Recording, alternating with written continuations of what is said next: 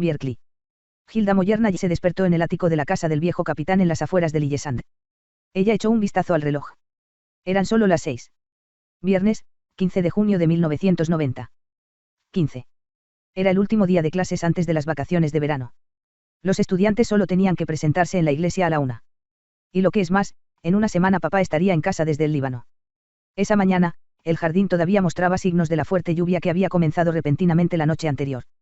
Hilda había sido despertada varias veces por ráfagas de truenos. Pero hoy no había ni una nube en el cielo. Ahora era como si todo el mundo hubiera sido recién lavado. Parecía como si incluso su infancia hubiera sido arrastrada por la tormenta. Hilda se paró frente al pesado espejo de latón que colgaba en la pared sobre el viejo tocador de la abuela. Ella era linda. Ella no era fea, de todos modos. Tal vez ella estaba en el medio. Tenía el pelo largo y rubio. Hilda consideró si la imagen que estaba estudiando era la de una niña o la de una mujer joven. Ella decidió que no era ninguno. Había algo en este viejo espejo que siempre hacía que Hilda pensara en su padre. Albert, como lo llamaba Hilda cuando estaba en casa, siempre había querido escribir algo significativo. Alberto Nayo. El nombre de su bisabuelo también había sido Albert. El espejo. Hacía muchos años, su padre había bromeado acerca de no poder guiñar un ojo a tu propio reflejo con ambos ojos al mismo tiempo, excepto en este espejo de bronce. Era un viejo espejo mágico que la bisabuela le había comprado a una gitana justo después de su boda. Allí había un paquete grande. Podría ser este el presente. El gran regalo de papá que había sido tan secreto. Había dejado tantas pistas crípticas en sus cartas del Líbano. Luego había dicho algo sobre una chica que pronto conocería, y que le había enviado copias de todas sus tarjetas. Encontró la etiqueta, para Hilda en su cumpleaños número 15 de papá. Era una carpeta de anillas grande. El presente que crecía más y podía ser compartido con otras personas. Había escrito un libro entero para ella. En la primera página, en grandes letras escritas a mano, estaba el título, El mundo de Sophie. La verdadera iluminación es para el hombre como la luz del sol para el suelo, NFS. Grundtvig. Hilda pasó a la página siguiente, al principio del primer capítulo. Se titulaba El jardín del Edén. Empezó a leer. Papá había escrito un libro. Había comenzado finalmente con la importante novela y la había completado en el Líbano. Hilda siguió leyendo y leyendo. Con sorpresa, leyó que Sofía Amundsen había recibido una postal desde el Líbano. Hilda Moyernay, calle o Sofía Amundsen 3 Clover Close, querida Hilda, feliz cumpleaños número 15. Como seguro que comprenderás, quiero hacerte un regalo que te ayudará a crecer. Perdóname por enviar la tarjeta C/o Sofie. Era la forma más fácil. Amor de papá. En lugar de atar la tarjeta al paquete, la había escrito en el libro. Pero pobre Sofía. Debe haber estado totalmente confundida. El sombrero de copa. Se saca un conejo blanco de un sombrero de copa. Demócrito. ¿Por qué Lego es el juguete más ingenioso del mundo? El capítulo sobre Sócrates. Descubrimiento del vídeo de Atenas se parecía casi exactamente al padre de Hilda, con una barba negra bien recortada y una boina azul. Ella abrió el regalo de su madre de inmediato. Era un brazalete de oro. Luego leyó sobre Platón. El alma anhela volar a casa en las alas del amor al mundo de las ideas. Anhela liberarse de las cadenas del cuerpo. Sofía se había arrastrado por el seto y había seguido a Hermes, pero el perro se le había escapado. Y ven a la cabaña roja junto al pequeño lago. Dentro colgaba un cuadro de Berkeley. Por la descripción, estaba claramente destinado a ser el Berkeley de Hilda. Pero también había un retrato de un hombre llamado Berkeley. ¡Qué extraño! Berkeley fue un filósofo que negó la existencia de un mundo material más allá de la mente humana. Eso era ciertamente muy extraño, había que admitirlo. Pero tampoco fue fácil refutar tales afirmaciones. En cuanto a Sophie, encajaba muy bien. Después de todo, el padre de Hilda era responsable de sus percepciones sensoriales. Hilda levantó la vista de la carpeta de anillas y sonrió cuando llegó al punto en que Sophie descubre el reflejo de una niña que guiña con ambos ojos. La otra chica le había guiñado un ojo a Sophie como diciendo, puedo verte, Sophie. Estoy aquí, en el otro lado. Sophie también encuentra la billetera verde en la cabaña, con el dinero y todo. Sophie tuvo que salir de la cabaña antes de que la atraparan con las manos en la masa. La carta sobre el minucioso Aristóteles, que había criticado las teorías de Platón. Aristóteles señaló que nada existe en la conciencia que no haya sido experimentado primero por los sentidos. Platón habría dicho que no hay nada en el mundo natural que no haya existido primero en el mundo de las ideas. Aristóteles sostuvo que Platón estaba así duplicando el número de cosas. Aristóteles que todo en la naturaleza pertenece a diferentes categorías y subcategorías. Sofía encontró la media blanca que había desaparecido del armario de Hilda hace un mes. Helenismo. Sofía encuentra una postal con la imagen de un jeep de la ONU. Quizá comprendas ahora por qué envío las tarjetas a Sofía. Estoy seguro de que ella te los transmitirá. P.D. Mamá dijo que habías perdido tu billetera. Por la presente prometo reembolsarle las 150 coronas. Probablemente podrá obtener otra identificación escolar. Pero el calendario de Sofía solo había llegado hasta mediados de mayo. Eso debe haber sido cuando su padre había escrito este capítulo, y él había posfechado la tarjeta de cumpleaños para Hilda. Plotino, estamos más cerca de Dios en nuestra propia alma. Todo es uno, y este uno es un misterio divino que todos comparten. Sofía y Johanna van a acampar él. Se dirigen a la cabaña del mayor.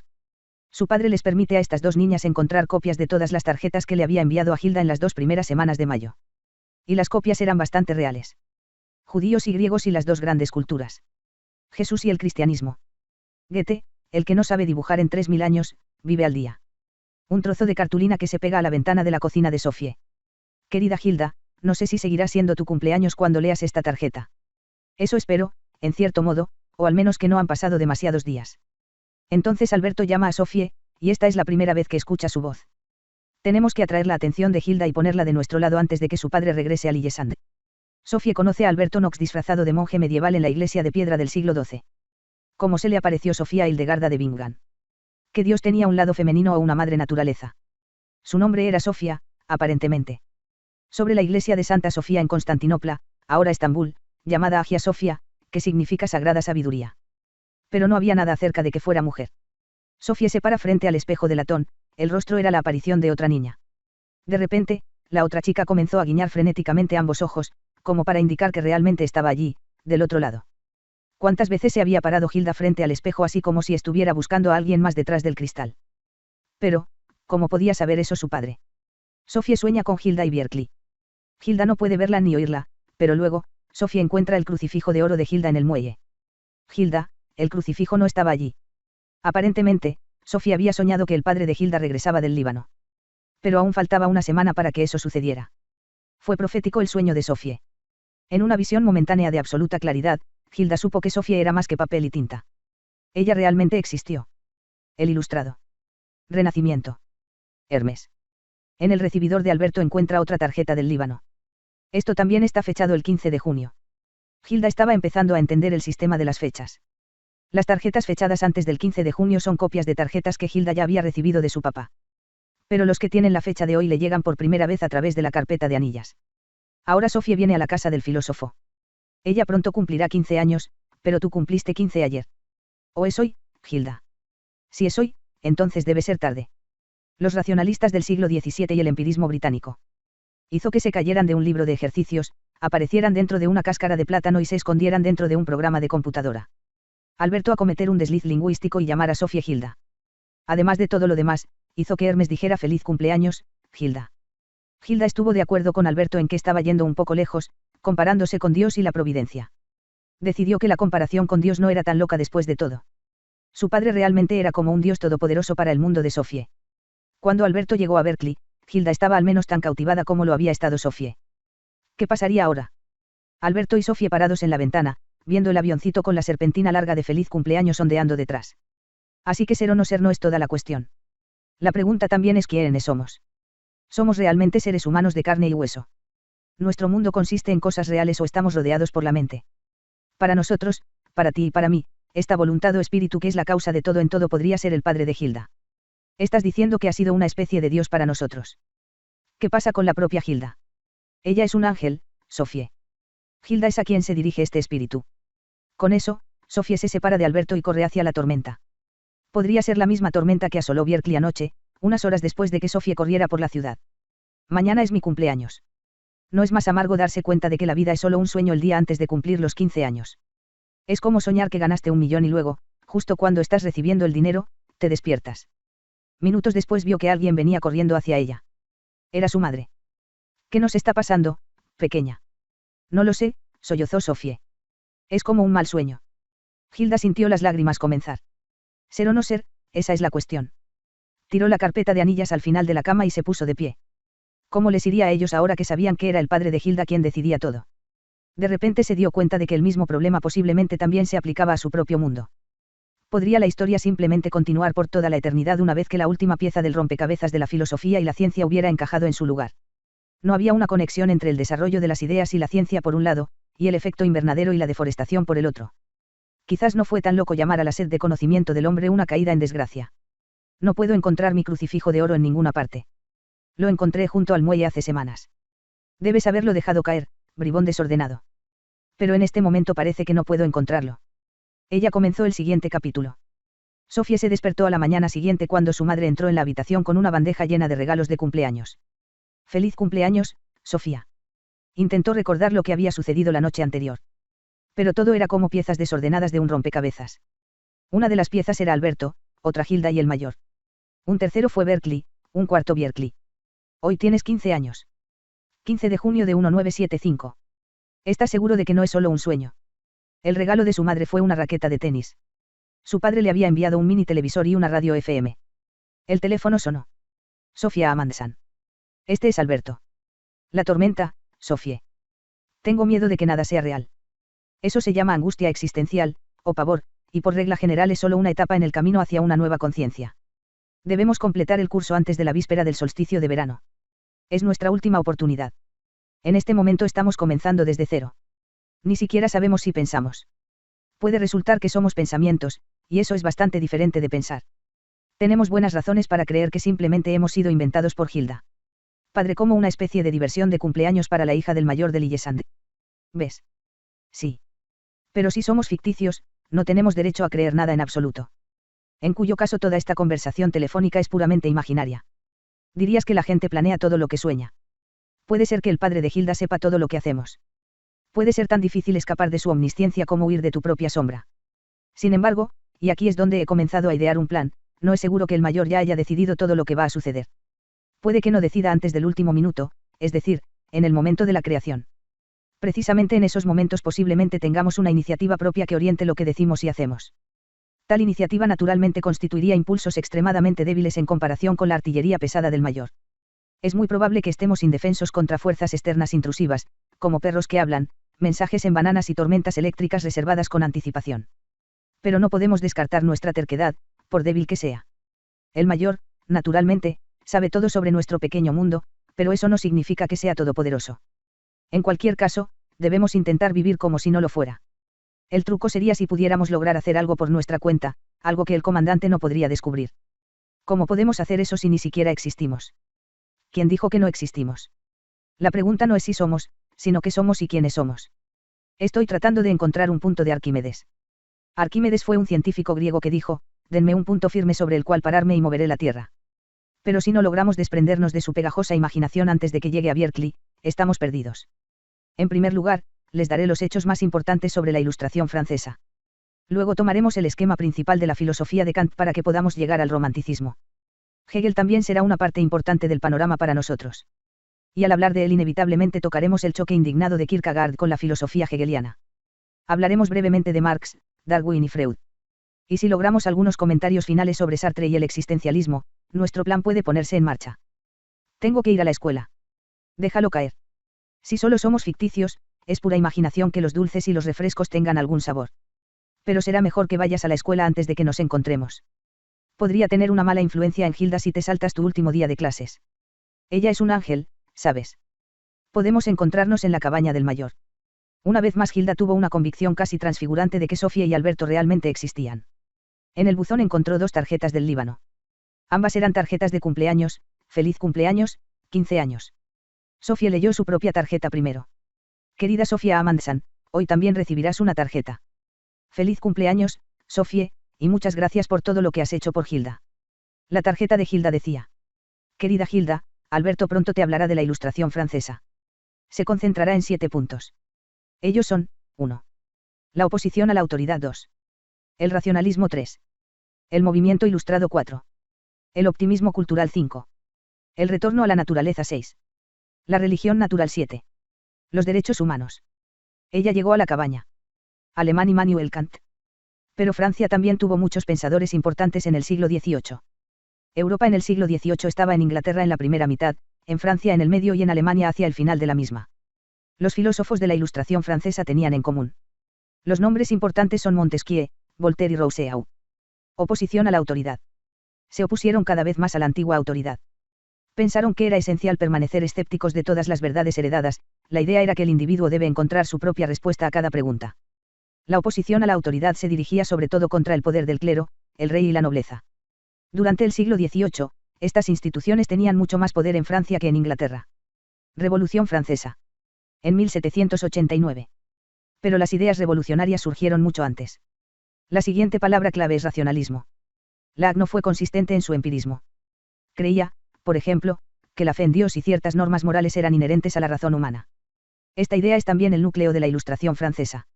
Los franceses siempre han sido más racionales que los británicos, sí, se remonta a la Edad Media. Cuando los británicos hablan de sentido común, los franceses suelen hablar de evidente. La expresión inglesa significa lo que todo el mundo sabe, los franceses significan lo que es obvio, es decir, para la razón de uno. Al igual que Sócrates y los estoicos, la mayoría de los filósofos de la Ilustración tenían una fe inquebrantable en la razón humana. A menudo se llama la edad de la razón. Las nuevas ciencias naturales habían revelado que la naturaleza estaba sujeta a la razón. Sentar las bases de la moral, la religión y la ética de acuerdo con la razón inmutable del hombre. Esto condujo al movimiento de la Ilustración. Iluminar a las masas. Esta iba a ser la base para una sociedad mejor. La gente pensaba que la pobreza y la opresión eran culpa de la ignorancia y la superstición. Por lo tanto, se prestó gran atención a la educación de los niños y del pueblo. La pedagogía fue fundada durante la Ilustración. Así que las escuelas datan de la Edad Media y la pedagogía de la Ilustración. El mayor monumento fue una enorme enciclopedia en 28 volúmenes publicados entre 1751 y 1772. Optimismo cultural. Los filósofos de la Ilustración pensaban que una vez que la razón y el conocimiento se generalizaran, la humanidad haría grandes progresos. Solo podría ser una cuestión de tiempo antes de que el irracionalismo y la ignorancia den paso a una humanidad ilustrada. Pero hoy ya no estamos tan convencidos de que todos los desarrollos sean para bien. El nuevo eslogan era volver a la naturaleza. Pero naturaleza para los filósofos de la Ilustración significaba casi lo mismo que razón, ya que la razón humana era un don de la naturaleza más que de la religión o de la civilización. Se observó que los llamados pueblos primitivos eran con frecuencia más saludables y más felices que los europeos, y esto, se decía, se debía a que no habían sido civilizados.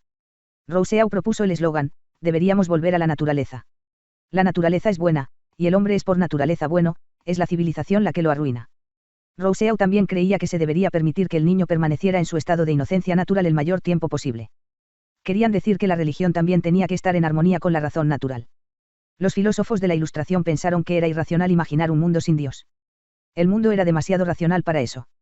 Newton sostuvo la misma opinión, por ejemplo. También se consideraba racional creer en la inmortalidad del alma. Se sostenía que era más una cuestión de razón que de fe. Lo que la religión necesitaba era ser despojada de todos los dogmas o doctrinas irracionales que se habían adherido a las sencillas enseñanzas de Jesús durante el curso de la historia eclesiástica. Profesaba lo que se conoce como deísmo. Nos referimos a la creencia de que Dios creó el mundo hace mucho tiempo, pero que no se ha revelado al mundo desde entonces. Así, Dios se reduce al ser supremo que solo se revela a la humanidad a través de la naturaleza y las leyes naturales, nunca de manera sobrenatural. También para Aristóteles, Dios era la causa formal o primer motor. Derechos humanos. Lucharon activamente por lo que llamaron los derechos naturales del ciudadano. Al principio, esto tomó la forma de una campaña contra la censura, por la libertad de prensa. Pero también en materia de religión, moral y política, debía garantizarse el derecho del individuo a la libertad de pensamiento y expresión. También lucharon por la abolición de la esclavitud y por un trato más humano a los criminales. El principio de la inviolabilidad del individuo culminó en la Declaración de los Derechos del Hombre y del Ciudadano adoptada por la Asamblea Nacional Francesa en 178v. Esta Declaración de Derechos Humanos fue la base de nuestra propia Constitución noruega de 1814. Querían establecer ciertos derechos a los que todo el mundo tenía derecho por el simple hecho de nacer. Eso era lo que entendían por derechos naturales. La Revolución Francesa en 1787 estableció una serie de derechos para todos los ciudadanos. Pero casi siempre se consideró que un ciudadano era un hombre. Sin embargo, fue la Revolución Francesa la que nos dio los primeros indicios del feminismo. Sostuvo que las mujeres tenían los mismos derechos naturales que los hombres. Durante la Revolución de 1789, las mujeres fueron muy activas en la lucha contra el antiguo régimen feudal. Por ejemplo, fueron las mujeres las que encabezaron las manifestaciones que obligaron al rey a abandonar su palacio en Versalles. También exigieron cambios en las leyes matrimoniales y en las condiciones sociales de las mujeres. Sin embargo, la cuestión de los derechos de las mujeres se explotó en el fragor de la lucha, pero tan pronto como las cosas encajaron en un nuevo régimen, se reintrodujo la vieja sociedad dominada por los hombres. Olympe de Gouges. En 1791, 2 años después de la Revolución, publicó una declaración sobre los derechos de la mujer. Exigió los mismos derechos para las mujeres que para los hombres. Pero fue decapitada en 1793. Y toda actividad política de las mujeres fue prohibida. No fue hasta el siglo XIX que el feminismo realmente se puso en marcha, no solo en Francia sino también en el resto de Europa. En Noruega, las mujeres no obtuvieron el derecho al voto hasta 1913. Algo comenzó a suceder en medio del lago. Una criatura enorme y horrible se elevó de la superficie. «Una serpiente de mar», exclamó Sofía. Entraron en la pequeña cabaña. Sofía se quedó mirando las dos fotos de Berkeley y Bierkley. La foto de Bierkley dijo. Creo que Hilda vive en algún lugar dentro de esa imagen. Una muestra bordada colgaba ahora entre los dos cuadros. Decía, libertad, igualdad y fraternidad. Entonces Sofía descubrió un pequeño sobre la repisa de la chimenea. Para Hilda y Sofía. Queridos dos, el profesor de filosofía de Sofía debería haber subrayado la importancia de la Ilustración francesa. Hace 200 años, el lema libertad, igualdad y fraternidad ayudó a unir al pueblo de Francia. Hoy las mismas palabras deben unir al mundo entero. Ser una gran familia del hombre. ¿Qué clase de mundo nos están heredando? La madre de Hilda estaba llamando desde abajo. Hilda corrió escaleras abajo para conseguir una enciclopedia más grande. Gauguis, Marie Olympe, 1748 a 1793, autor, desempeñó un papel destacado durante la Revolución Francesa con numerosos folletos sobre cuestiones sociales y varias obras de teatro. Kant. Hola. Es papá. ¿Estás loco? Es casi medianoche. Solo quería decir feliz cumpleaños. Creo que hay un saludo de cumpleaños más por venir. Pero ese tiene música. La pobre chica está totalmente confundida. Pero ella es solo. ¿Y vas a decir que solo está inventada? Sí, algo así. Immanuel Kant, 1724, Prusia Oriental. Al igual que Berkeley, sintió que era esencial preservar los cimientos de la creencia cristiana. Fue profesor de filosofía. Hay dos clases de filósofo. Se trata de una persona que busca sus propias respuestas a las cuestiones filosóficas. El otro es alguien que es un experto en historia de la filosofía pero que no necesariamente construye su propia filosofía. Kant era ambos. Estaba familiarizado tanto con el racionalismo de Descartes y Spinoza como con el empirismo de Locke, Berkeley y Hume. Recuerde que los racionalistas creían que la base de todo conocimiento humano estaba en la mente. Y que los empiristas creían que todo el conocimiento del mundo procedía de los sentidos. Además, Hume había señalado que existen límites claros con respecto a las conclusiones a las que podemos llegar a través de nuestras percepciones sensoriales. La pregunta que preocupaba a todo el mundo era qué podemos saber sobre el mundo. O el mundo es exactamente como lo percibimos, o es la forma en que aparece a nuestra razón. Kant pensó que tanto la sensación como la razón entran en juego en nuestra concepción del mundo. Pero pensó que los racionalistas fueron demasiado lejos en sus afirmaciones sobre cuánto puede contribuir la razón, y también pensó que los empiristas ponían demasiado énfasis en la experiencia sensorial. Kant está de acuerdo con Hume y los empiristas en que todo nuestro conocimiento del mundo proviene de nuestras sensaciones. Pero, y aquí Kant tiende la mano a los racionalistas, en nuestra razón también hay factores decisivos que determinan cómo percibimos el mundo que nos rodea. En otras palabras, hay ciertas condiciones en la mente humana que contribuyen a nuestra concepción del mundo. Sofía se puso las gafas. Todo a su alrededor se volvió rojo. Todo lo que ves es parte del mundo que te rodea, pero cómo lo ves está determinado por las gafas que llevas puestas. Así que no puedes decir que el mundo es rojo aunque lo concibas como tal. Todo lo que vemos será percibido ante todo como un fenómeno en el tiempo y el espacio. Kant llamó al tiempo y al espacio nuestras dos formas de intuición. Y enfatizó que estas dos formas en nuestra propia mente preceden a toda experiencia. En otras palabras, podemos saber antes de experimentar las cosas que las percibiremos como fenómenos en el tiempo y el espacio. ¿Por qué no somos capaces de quitarnos las gafas de la razón? Lo que vemos puede depender de si nos criamos en la India o en Groenlandia, pero donde quiera que estemos, experimentamos el mundo como una serie de procesos en el tiempo y el espacio. La idea de Kant era que el tiempo y el espacio pertenecen a la condición humana. El tiempo y el espacio son ante todo modos de percepción y no atributos o el mundo físico. Nuestras percepciones se adaptan a nuestras formas de intuición. No es solo la mente la que se conforma a las cosas. Las cosas también se ajustan a la mente. Kant llamó a esto la revolución copernicana en el problema del conocimiento humano. Los racionalistas casi habían olvidado la importancia de la experiencia, y los empiristas habían cerrado los ojos ante la forma en que nuestra propia mente influye en la forma en que vemos el mundo. E incluso la ley de causalidad, que Hume creía que el hombre no podía experimentar, pertenece a la mente, según Kant. Hume afirmó que solo la fuerza de la costumbre nos hizo ver un vínculo causal detrás de todos los procesos naturales. Según Hume, no podemos percibir la bola de billar negra como la causa del movimiento de la bola blanca.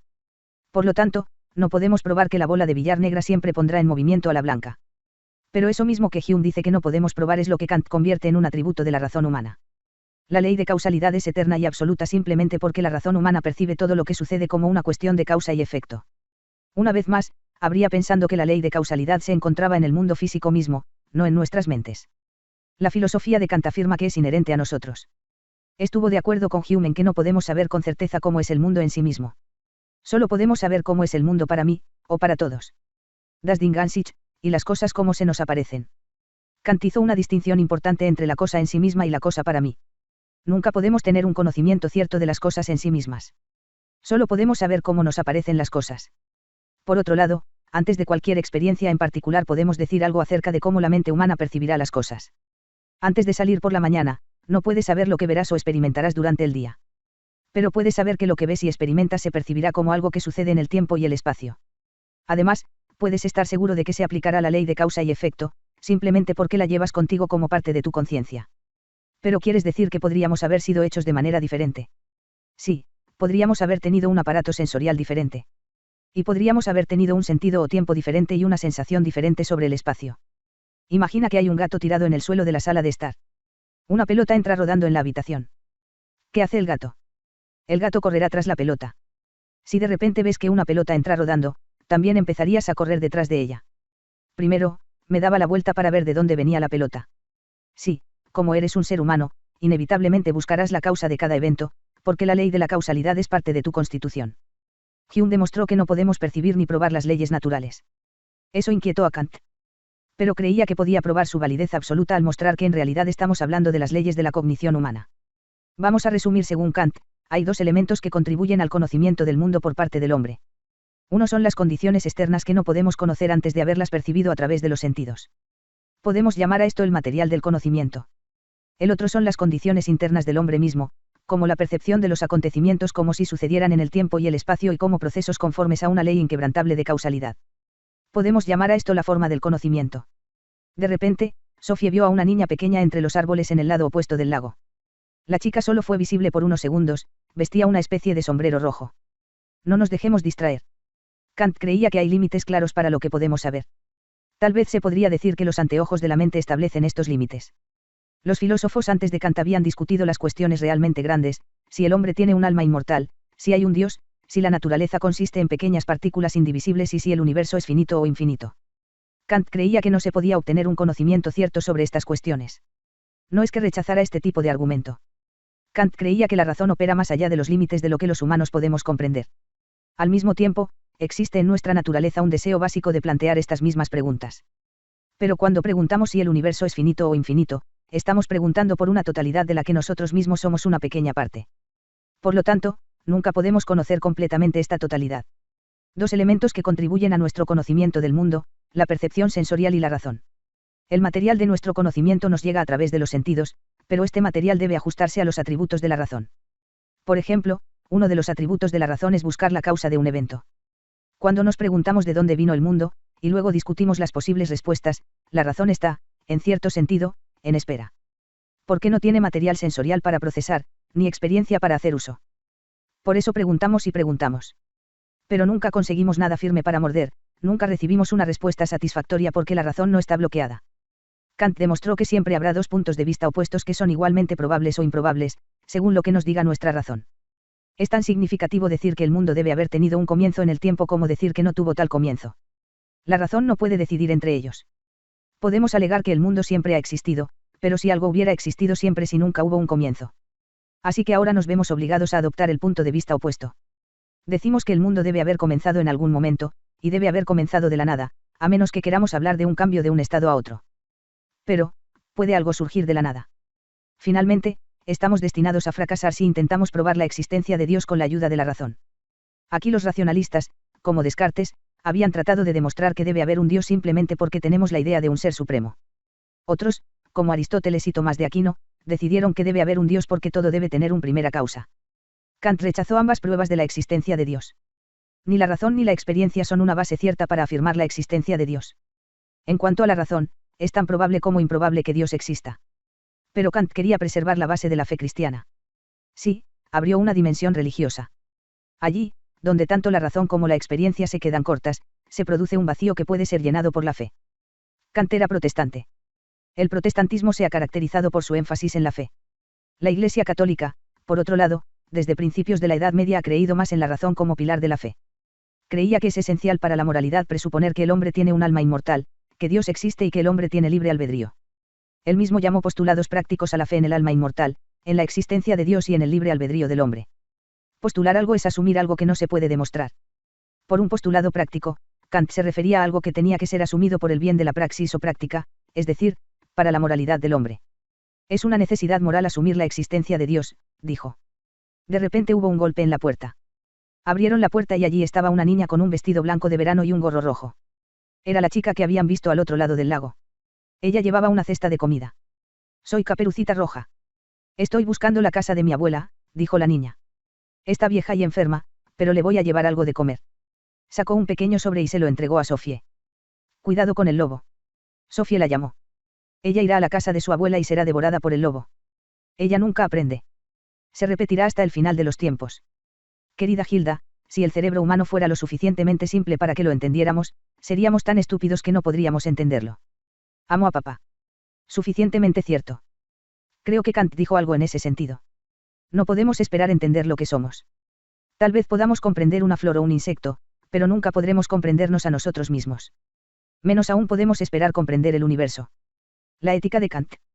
Para Hume no era ni nuestra razón ni nuestra experiencia lo que determinaba la diferencia entre el bien y el mal. Eran simplemente nuestros sentimientos. Esto era. Kant siempre había sentido que la diferencia entre el bien y el mal era una cuestión de razón, no de sentimiento. En esto coincidía con los racionalistas, quienes decían que la capacidad de distinguir entre el bien y el mal es inherente a la razón humana. Según Kant, todo el mundo tiene razón práctica, es decir, la inteligencia que nos da la capacidad de discernir lo que está bien o mal en cada caso. La capacidad de distinguir el bien del mal es tan innata como todos los demás atributos de la razón. Todos tenemos acceso a la misma ley moral universal. Esta ley moral tiene la misma validez absoluta que las leyes físicas. Es tan básico para nuestra moralidad como lo son para nuestra inteligencia las declaraciones de que todo tiene una causa, o que 7 más 5 son 12. Dado que precede a toda experiencia, es formal. Es decir, no está ligado a ninguna situación particular de elección moral. ¿Por qué se aplica a todas las personas en todas las sociedades en todos los tiempos? Dice cómo debes comportarte en todas las situaciones. Kant formula la ley moral como un imperativo categórico.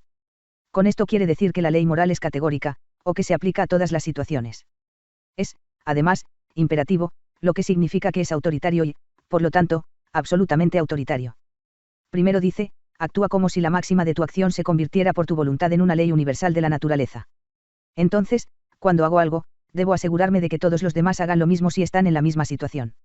Solo entonces estarás actuando de acuerdo con la ley moral dentro de ti. Imperativo categórico, obra de tal manera que siempre trates a la humanidad, ya sea en tu propia persona o en la persona de cualquier otro, nunca simplemente como un medio, sino siempre al mismo tiempo como un fin. Así que no debemos explotar a otras personas para nuestro propio beneficio. No, porque cada hombre es un fin en sí mismo. Pero eso no solo se aplica a los demás, también se aplica a ti mismo. Tampoco debes explotarte a ti mismo como un mero medio para lograr algo. La ley de la moral es tan absoluta y tan universal como la ley de la causalidad. Eso tampoco puede ser probado por la razón, pero sin embargo es absoluto e inalterable. Cuando Kant describe la ley de la moral, está describiendo la conciencia humana. No podemos probar lo que nos dice nuestra conciencia, pero lo sabemos, no obstante. A veces solo puedo ser amable y servicial con los demás porque sé que vale la pena. Podría ser una forma de volverse popular. Pero si compartes con otros solo para ser popular, no estás actuando por respeto a la ley moral. Puede que estés actuando de acuerdo con la ley moral, y eso podría ser lo suficientemente justo, pero para que sea una acción moral, debes haberte conquistado a ti mismo. Solo cuando haces algo puramente por deber puede llamarse una acción moral. Por lo tanto, la ética de Kant a veces se denomina ética del deber. Y lo importante es que lo hagas porque sabes que es lo correcto. Actuó por buena voluntad y, según Kant, es esta buena voluntad la que determina si la acción fue moralmente correcta o no, no las consecuencias de la acción. Por lo tanto, la ética de Kant también se denomina ética de la buena voluntad. Pero solo cuando sabemos en nosotros mismos que estamos actuando por respeto a la ley moral, estamos actuando libremente. Recuerde que tuvo que asumir o postular que el hombre tiene libre albedrío. Este es un punto importante, porque Kant también dijo que todo obedece a la ley de causalidad. ¿Cómo, entonces, podemos tener libre albedrío? En este punto, Kant divide al hombre en dos partes, una con cuerpo y mente. Como criaturas materiales, estamos total y completamente a merced de la ley inquebrantable de la causalidad, dice Kant. No decidimos lo que percibimos, la percepción nos llega por necesidad y nos influye, nos guste o no. Pero no solo somos criaturas materiales, también somos criaturas de la razón. Como seres materiales, pertenecemos por completo al mundo natural. Por lo tanto, estamos sujetos a relaciones causales. Como tal, no tenemos libre albedrío. Pero como seres racionales tenemos una parte en lo que Kant llama das Ding an sich, es decir, el mundo tal como existe en sí mismo, independientemente de nuestras impresiones sensoriales. Solo cuando seguimos nuestra razón práctica, que nos permite tomar decisiones morales, ejercemos nuestro libre albedrío, porque cuando nos ajustamos a la ley moral, somos nosotros quienes hacemos la ley a la que nos estamos ajustando. Entonces, cuando eliges no ser malo, incluso si va en contra de tus propios intereses, entonces estás actuando libremente. La independencia y la libertad son exactamente lo que se requiere para elevarse por encima de los propios deseos y vicios. Kant logró mostrar la salida del callejón sin salida al que había llegado la filosofía en la lucha entre el racionalismo y el empirismo. Murió en 1804, cuando la época cultural que llamamos romanticismo estaba en ascenso. Uno de sus dichos más citados está grabado en su lápida en Königsberg: dos cosas llenan mi mente con un asombro y un asombro cada vez mayores, cuanto más a menudo y más intensamente la reflexión se detiene en ellas, el cielo estrellado sobre mí y la ley moral dentro de mí. Dije que Kant creía que no teníamos libertad si vivíamos solo como criaturas de los sentidos. Pero si obedecemos a la razón universal somos libres e independientes. Yo también dije eso. No creas todo lo que ves, Sofie. La gente suele decir, lo creeré cuando lo vea. Pero tampoco creas lo que ves. Parménides. Bueno, nos sentamos en el escalón, hablando. La serpiente de mar comenzó a aletear en el agua. Entonces Caperucita Roja llamó a la puerta. Son solo los trucos del mayor, Sofie. Pero dije que tenía un plan. Mientras nos atengamos a nuestra razón, él no puede engañarnos. Porque en cierto modo somos libres. Él puede permitirnos percibir todo tipo de cosas, nada me sorprendería. La filosofía es lo opuesto a los cuentos de hadas. Quiero que sepas que estoy trabajando en un plan maravilloso para los dos. Cuando llegó al camino, algo se movía entre los árboles. Era un oso de peluche. Estaba vivo. Hola, dijo Sofie. Mi nombre es Winnie the Pooh. Ciertamente nunca te he visto antes. Tal vez soy yo quien nunca ha estado aquí antes, dijo Sofie. Yo no soy Alicia. No importa quiénes somos. Lo importante es que lo somos. Pero ahora este osito tiene que irse porque tengo que encontrar a Piglet. ¿Qué es eso que tienes ahí? Es una carta para Hilda a través del espejo. Léalo, querida Hilda. Es una pena que Alberto no le haya dicho también a Sofie que Kant abogaba por el establecimiento de una Liga de Naciones. En su tratado Paz Perpetua, escribió que todos los países deberían unirse en una Liga de Naciones, lo que aseguraría la coexistencia pacífica entre las naciones. La Liga de las Naciones fue fundada, después de la Primera Guerra Mundial. Después de la Segunda Guerra Mundial fue reemplazada por las Naciones Unidas. Entonces se podría decir que Kant fue el padre de la idea de la ONU. El punto de Kant era que la razón práctica del hombre requiere que las naciones salgan de su estado salvaje de naturaleza que crea guerras y se contraten para mantener la paz. Es nuestro deber trabajar por el aseguramiento universal y duradero de la paz. Sofie continuó su camino de regreso a casa. Romanticismo. Hilda dejó que la pesada carpeta de anillas se deslizara en su regazo. Se preguntó por qué su padre había empezado a escribir sobre Caperucita Roja y Winnie the Pooh. Se sentía como si hubiera estado en una realidad totalmente diferente. Sofía entró en la casa. Sofie tuvo la idea de invitar a la gente a una fiesta filosófica en el jardín. Por la presente, está invitado a una fiesta en el Jardín Filosófica en 3 Clover Close el sábado, 23 de junio, víspera del solsticio de verano, a las 7 p.m. Durante la noche, con suerte, resolveremos el misterio de la vida. Habrá al menos un filósofo genuino entre los invitados. Alberto Knox. Aprovecho la oportunidad para ocultarme, ya ves. El mejor sistema de vigilancia del mundo tiene sus limitaciones cuando solo lo controla una sola persona. Tengo tu tarjeta. ¿Vienes? Por supuesto que vengo. Recordaste que es el día que el padre de Hilda regresa del Líbano. Alberto Knox estaba sentado de nuevo en el escalón cuando llegó Sofie. El romanticismo, que podría describirse como la última gran época cultural de Europa. Comenzó hacia fines del siglo XVIII y duró hasta mediados del XIX. Pero después de 1850 ya no se puede hablar de épocas completas que comprendan poesía, filosofía, arte, ciencia y música. Comenzó en Alemania, surgiendo como una reacción al énfasis inequívoco de la Ilustración en la razón. Los nuevos lemas eran sentimiento, imaginación, experiencia y anhelo. Algunos de los pensadores de la Ilustración habían llamado la atención sobre la importancia de sentir, sobre todo Rousseau, pero en ese momento era una crítica del sesgo hacia razón. Lo que había sido un trasfondo ahora se convirtió en la corriente principal de la cultura alemana. Muchos de los románticos se vieron a sí mismos como los sucesores de Kant, ya que Kant había establecido que había un límite a lo que podemos saber de das Dinge an sich. Por otro lado, había subrayado la importancia de la contribución del ego al conocimiento o cognición. El individuo ahora era completamente libre para interpretar la vida a su manera. Los románticos explotaron esto en una adoración del ego casi desenfrenada, que condujo a la exaltación del genio artístico. Beethoven fue en cierto sentido un artista libre, a diferencia de los maestros barrocos como Bach y Handel, quienes compusieron sus obras para la gloria de Dios, principalmente en formas musicales estrictas. Una similitud típica era la importancia del arte para la cognición humana.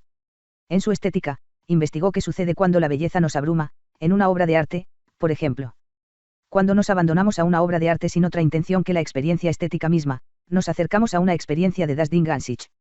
Según Kant, el artista juega libremente con su facultad de conocer. Schiller escribió que la actividad del artista es como jugar, y el hombre solo es libre cuando juega, porque entonces se inventa sus propias reglas. Los románticos creían que solo el arte podía acercarnos a lo inexpresable. Algunos fueron tan lejos como para comparar al artista con Dios. Porque el artista crea su propia realidad como Dios creó el mundo. Se decía que el artista tenía una imaginación creadora de universos. En sus transportes de éxtasis artístico, podía sentir la disolución del límite entre el sueño y la realidad. Novalis, el mundo se convierte en sueño y el sueño en realidad. Heinrich, que está buscando la flor azul que una vez vio en un sueño y ha anhelado desde entonces. Coleridge, ¿y si dormiste? ¿Y si, en tu sueño, soñaste? ¿Y si, en tu sueño, vas al cielo y allí arrancas una flor extraña y hermosa? ¿Y si al despertar tuvieras la flor en la mano? Ah, ¿entonces qué? Este anhelo de algo lejano e inalcanzable fue característico de los románticos. Añoraban épocas pasadas, como la Edad Media, que ahora se revaloriza con entusiasmo tras la evaluación negativa de la Ilustración. Y añoraban culturas lejanas como Oriente con su misticismo. Estaban preocupados por lo que solemos llamar el lado oscuro de la vida, o lo turbio, misterioso y místico. El romanticismo fue principalmente un fenómeno urbano.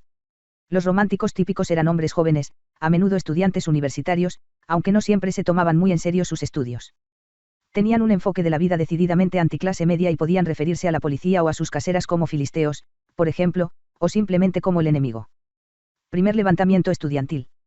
Los románticos no eran diferentes a los hippies 150 años después. La ociosidad es el ideal del genio, y la indolencia la virtud del romántico. Era el deber del romántico experimentar la vida, o alejarse de ella soñando. Los filisteos podían encargarse de los asuntos cotidianos. Byron y Shelley fueron poetas románticos de la llamada escuela satánica. Proporcionó a la edad romántica su ídolo, el héroe byroniano, el espíritu extraño, malhumorado y rebelde, tanto en la vida como en el arte. El mismo Byron podía ser obstinado y apasionado, y siendo también guapo, fue asediado por mujeres de moda. Pero el verdadero amor seguía siendo para él tan ilusorio e inalcanzable como la flor azul de Novalis. Novalis se comprometió con una niña de 14 años. Murió 4 días después de su 15º cumpleaños. Hoy cumplo 15 años y 4 días. Su nombre era Sofía. Podría ser una coincidencia. No sabría decirte, Sofie.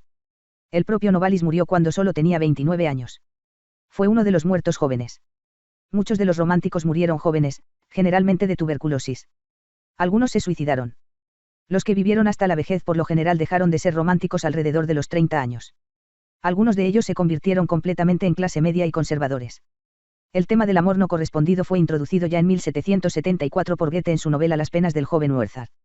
El libro termina con el joven Werther pegándose un tiro cuando no puede tener a la mujer que ama. Una de las características del romanticismo fue este anhelo por la naturaleza y los misterios de la naturaleza. El romanticismo implicó un renacimiento de la vieja conciencia cósmica. Significa ver la naturaleza como un todo. Estos pensadores tenían en común que experimentaban un ego divino en la naturaleza. Descartes y Hume habían trazado una línea nítida entre el ego y la realidad extendida. Kant también había dejado tras de sí una clara distinción entre el yo cognitivo y la naturaleza en sí misma. Ahora se decía que la naturaleza no es más que un gran yo.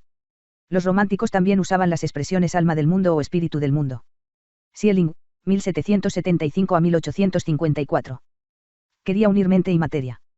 Toda la naturaleza, tanto el alma humana como la realidad física, es la expresión de un absoluto, o espíritu mundial, creía él.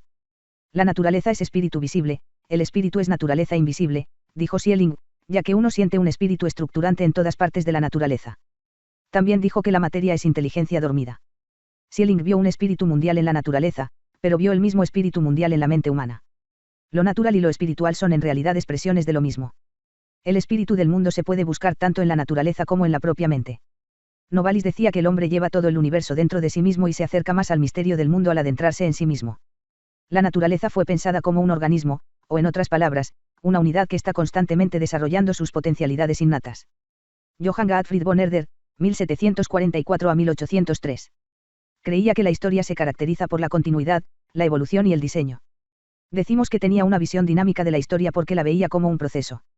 Los filósofos de la Ilustración habían tenido a menudo una visión estática de la historia. Herder demostró que cada época histórica tenía su propio valor intrínseco y cada nación su propio carácter o alma. La pregunta es si podemos identificarnos con otras culturas. La lucha noruega por la independencia nacional floreció en ese momento particular, en 1814. Romanticismo universal, en referencia a los románticos que estaban preocupados por la naturaleza, el alma del mundo y el genio artístico. El romanticismo nacional, interesado en la historia del pueblo, la lengua del pueblo y la cultura del pueblo en general. Y la gente era vista como un organismo que desplegaba su potencialidad innata, exactamente como la naturaleza y la historia. Dime dónde vives y te diré quién eres. Lo que unió estos dos aspectos del romanticismo fue la palabra clave organismo. Los románticos consideraban que tanto una planta como una nación eran un organismo vivo. Una obra poética era también un organismo vivo. El lenguaje era un organismo. Todo el mundo físico, incluso, se consideraba un organismo. Herder había sido el precursor, recopilando canciones populares de muchos países bajo el elocuente título Voices of the People. Se recopilaron canciones populares, el idioma noruego comenzó a estudiarse científicamente. Se redescubrieron los viejos mitos y sagas de los tiempos paganos, y los compositores de toda Europa comenzaron a incorporar melodías folclóricas en sus composiciones en un intento por cerrar la brecha entre la música folclórica y la música artística.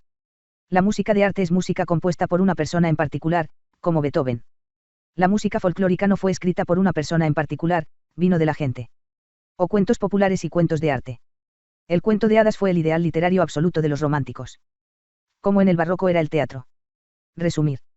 Los filósofos del romanticismo vieron el alma del mundo como un ego que en un estado más o menos onírico creó todo en el mundo. El filósofo Fichte dijo que la naturaleza surge de una imaginación inconsciente superior. Schelling dijo explícitamente que el mundo está en Dios. Dios es consciente de algo de él, creía, pero hay otros aspectos de la naturaleza que representan lo desconocido en Dios. Porque Dios también tiene un lado oscuro. La relación entre el artista y su obra se veía exactamente bajo la misma luz. El cuento de hadas le dio al escritor rienda suelta para explotar su imaginación creadora de universos. E incluso el acto creativo no siempre fue completamente consciente. El escritor podía experimentar que su historia estaba siendo escrita por alguna fuerza innata. Prácticamente podía estar en un trance hipnótico mientras escribía. Pero luego de repente destruiría la ilusión.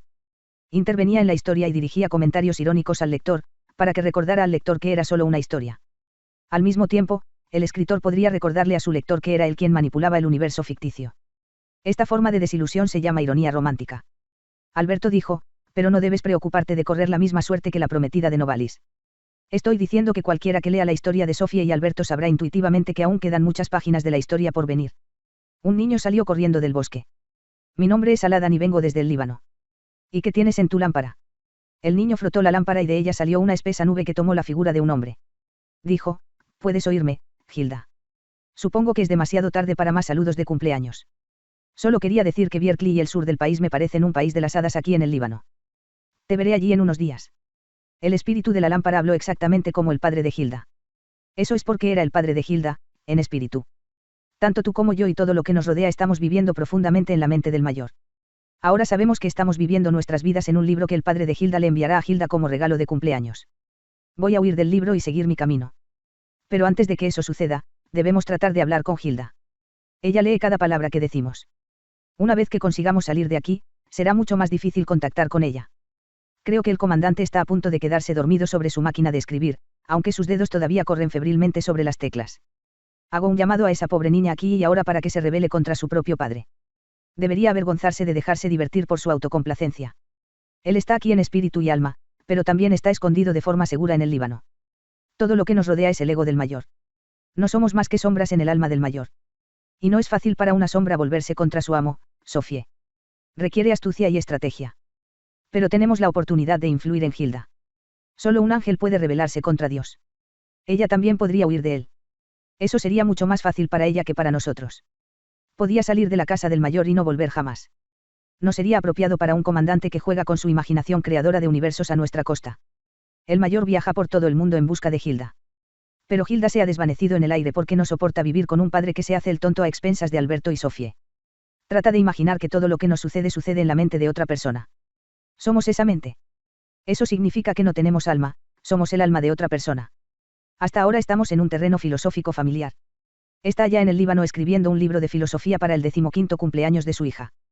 Lo que les estoy diciendo ahora lo leerá Hilda después de que su padre en el Líbano una vez imaginó que les estaba diciendo que él estaba en el Líbano, imaginándose que les decía que él estaba en el Líbano. Hilda y su padre no deberían sentirse tan arrogantes porque es factible que ellos también no sean más que mente. Quizás el mayor también es una sombra en un libro sobre él y Hilda, que también trata sobre nosotros, ya que somos parte de sus vidas.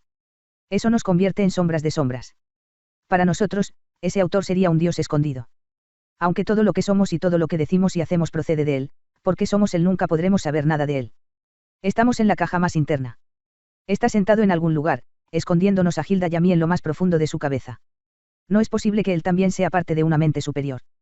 Quiere enfatizar que él también es una sombra indefensa, y que este libro, en el que aparecen Hilda y Sofie, es en realidad un libro de texto sobre filosofía. Siguiente capítulo. Hegel. Ahora su padre realmente le había dado vueltas la cabeza. El bribón. ¿Cómo podría? Sofía había intentado hablar directamente con ella. Le había pedido que se rebelara contra su padre. Y ella realmente había logrado plantar una idea en la mente de Hilda. Un plan.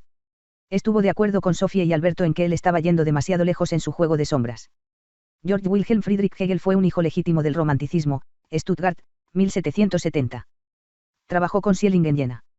Murió de cólera en 1831. Hegel unió y desarrolló casi todas las ideas que habían surgido en el periodo romántico. Schelling, al igual que otros románticos, había dicho que el significado más profundo de la vida yacía en lo que ellos llamaban el espíritu del mundo.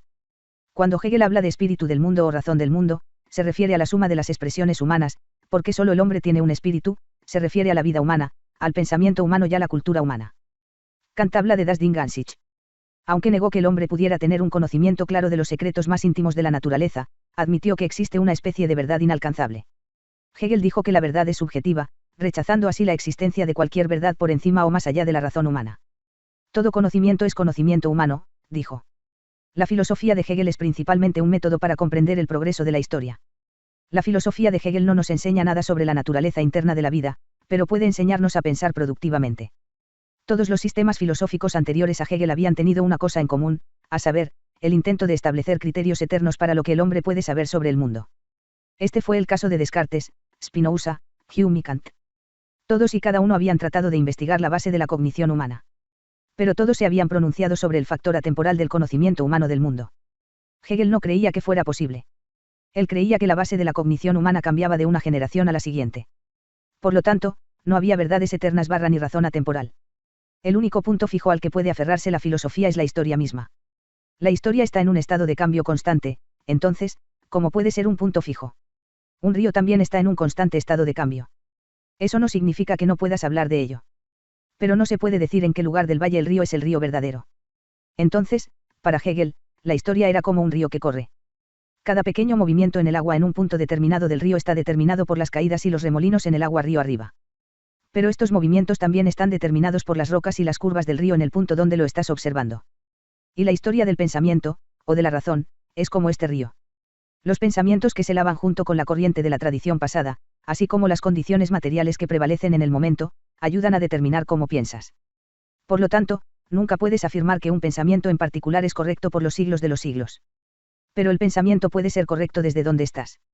No hace más de 100 años no se consideraba descabellado quemar grandes extensiones de bosque para cultivar la tierra. Pero es extremadamente irrazonable hoy. Tenemos una base completamente diferente y mejor para tales juicios. En cuanto a la reflexión filosófica, también, la razón es dinámica, es un proceso, de hecho. Y la verdad es este mismo proceso, ya que no hay criterios más allá del propio proceso histórico que puedan determinar qué es lo más verdadero o lo más razonable. No se pueden destacar pensamientos particulares de la antigüedad, la Edad Media, el Renacimiento o la Ilustración y decir que eran correctos o incorrectos. Esa sería una forma antihistórica de pensar. No se puede separar a ningún filósofo, ni a ningún pensamiento, del contexto histórico de ese filósofo o de ese pensamiento. Pero, y aquí llego a otro punto, debido a que siempre se agrega algo nuevo, la razón es progresiva. En otras palabras, el conocimiento humano está en constante expansión y progreso.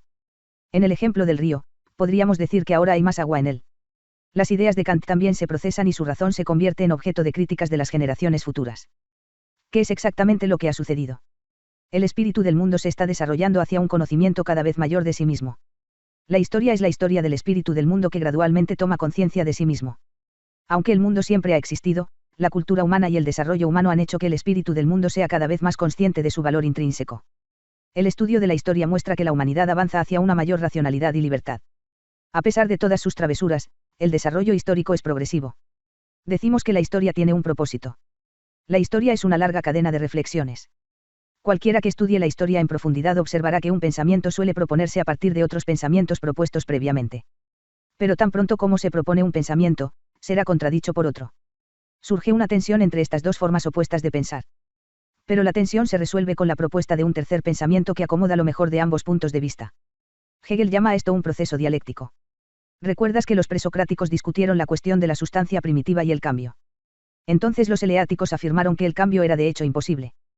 Por lo tanto, se vieron obligados a negar cualquier cambio a pesar de que podían registrar los cambios a través de sus sentidos. Los eleáticos habían presentado una afirmación, y Hegel llamó tesis a un punto de vista como ese. Pero siempre que se proponga una afirmación tan extrema, surgirá una afirmación contradictoria. Hegel llamó a esto una negación. La negación de la filosofía eleática fue Heráclito, quien dijo que todo fluye. Ahora existe una tensión entre dos escuelas de pensamiento diametralmente opuestas. Pero esta tensión se resolvió cuando Empédocles señaló que ambas afirmaciones eran en parte correctas y en parte incorrectas. Los eleáticos tenían razón en que en realidad nada cambia, pero no tenían razón al sostener que no podemos confiar en nuestros sentidos. Heráclito tenía razón en que podemos confiar en nuestros sentidos, pero no en sostener que todo fluye. Porque había más de una sustancia. Fue la combinación lo que fluyó, no la sustancia en sí. Derecha. El punto de vista de Empédocles, que proporcionó el compromiso entre las dos escuelas de pensamiento, fue lo que Hegel llamó la negación de la negación. También llamó a estas tres etapas del conocimiento tesis, antítesis y síntesis. Podría, por ejemplo, decir que el racionalismo de Descartes era una tesis, lo cual fue contradicho por la antítesis empírica de Hume. Pero la contradicción, o la tensión entre dos modos de pensamiento, se resolvió en la síntesis de Kant. Kant estuvo de acuerdo con los racionalistas en algunas cosas y con los empiristas en otras. Pero la historia no termina con Kant. La síntesis de Kant se convierte ahora en el punto de partida de otra cadena de reflexiones, o tríada. Porque una síntesis también será contradicha por una nueva antítesis. Creía que la historia misma revelaba este patrón dialéctico. Por lo tanto, afirmó que había descubierto ciertas leyes para el desarrollo de la razón, o para el progreso del espíritu mundial a través de la historia. Pero la dialéctica de Hegel no solo es aplicable a la historia. Cuando discutimos algo, pensamos dialécticamente. Tratamos de encontrar fallas en el argumento. Hegel llamó a eso pensamiento negativo. Pero cuando encontramos fallas en un argumento, conservamos lo mejor de él. Cuando un socialista y un conservador se sientan juntos para resolver un problema social. Pero esto no quiere decir que uno tenga toda la razón y el otro totalmente equivocado. Es posible que ambos tengan parte de razón y parte de error. Y a medida que el argumento evoluciona, lo mejor de ambos argumentos suele cristalizar. Pero no es fácil decidir qué posición es más racional. En cierto modo, depende de la historia decidir qué está bien y qué está mal. Lo razonable es lo que es viable. Lo que es correcto sobrevive. Hace 150 años había mucha gente luchando por los derechos de las mujeres. Cuando leemos los argumentos de ambos lados hoy, no es difícil ver qué lado tenía las opiniones más razonables. Pero no debemos olvidar que tenemos el conocimiento de la retrospectiva.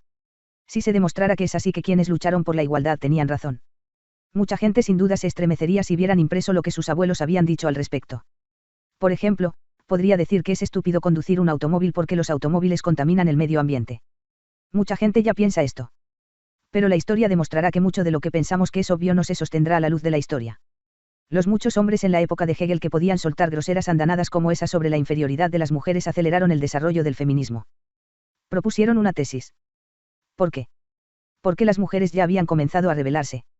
No hay necesidad de tener una opinión sobre algo en lo que todos están de acuerdo. Y cuanto más groseramente se expresaban sobre la inferioridad de las mujeres, más fuerte se volvía la negación. Se podría decir que lo mejor que puede pasar es tener oponentes enérgicos. Cuanto más extremos se vuelvan, más poderosa será la reacción a la que tendrán que enfrentarse. Más agua para el molino. Desde el punto de vista de la lógica pura o la filosofía, a menudo habrá una tensión dialéctica entre dos conceptos. La tensión entre ser y nada se resuelve en el concepto de llegar a ser. Porque si algo está en proceso de convertirse, es y no es. La razón de Hegel es, pues, lógica dinámica. Dado que la realidad se caracteriza por los opuestos, una descripción de la realidad también debe estar llena de opuestos. Se dice que Niels Bohr contó una historia sobre que Newton tenía una herradura sobre la puerta de su casa. Eso es para la suerte. Cuando alguien le preguntó si realmente creía en ese tipo de cosas, dijo, no creo, pero me dijeron que funciona de todos modos. Niels Bohr dijo, hay dos clases de verdades. Están las verdades superficiales, cuyo opuesto es obviamente incorrecto. Pero también están las verdades profundas, cuyos opuestos son igualmente correctos. Si digo que la vida es corta, por ejemplo, estaría de acuerdo. Pero en otra ocasión podría abrir los brazos y decir que la vida es larga. ¿Estás bien? Eso también es cierto, en cierto sentido. Como una tensión dialéctica puede resultar en un acto espontáneo que conduce a un cambio repentino. Imagina a una niña que siempre responde a su madre con un sí, mamá. Está bien, mamá. Finalmente, la madre de la niña se enoja absolutamente por la obediencia excesiva de su hija y grita, deja de ser tan bueno. Y la niña responde, está bien, mamá. La situación estaba estancada. La tensión dialéctica había llegado a un punto en el que algo tenía que pasar. ¿Recuerdas que dijimos que los románticos eran individualistas? El camino del misterio conduce hacia adentro, este individualismo también encontró su negación, o su opuesto, en la filosofía de Hegel. Hegel enfatizó lo que llamó los poderes objetivos. Entre tales poderes, Hegel enfatizó la importancia de la familia, la sociedad civil y el Estado. Se podría decir que Hegel era algo escéptico del individuo. Creía que el individuo era una parte orgánica de la comunidad. La razón, o el espíritu del mundo, salió a la luz ante todo en la interacción de las personas. La razón se manifiesta sobre todo en el lenguaje. Y un idioma es algo en lo que nacemos. Por lo tanto, no es el individuo quien forma el lenguaje, es el lenguaje el que forma al individuo. De la misma manera que un bebé nace en un idioma, también nace en su trasfondo histórico. Y nadie tiene una relación libre con ese tipo de antecedentes. El que no encuentra su lugar dentro del Estado es, por tanto, un personaje ahistórico. Así como el Estado es impensable sin los ciudadanos son impensables sin el Estado. Obviamente. Según Hegel, el Estado es más que el ciudadano individual. Es además más que la suma de sus ciudadanos. Entonces Hegel dice que uno no puede renunciar a la sociedad.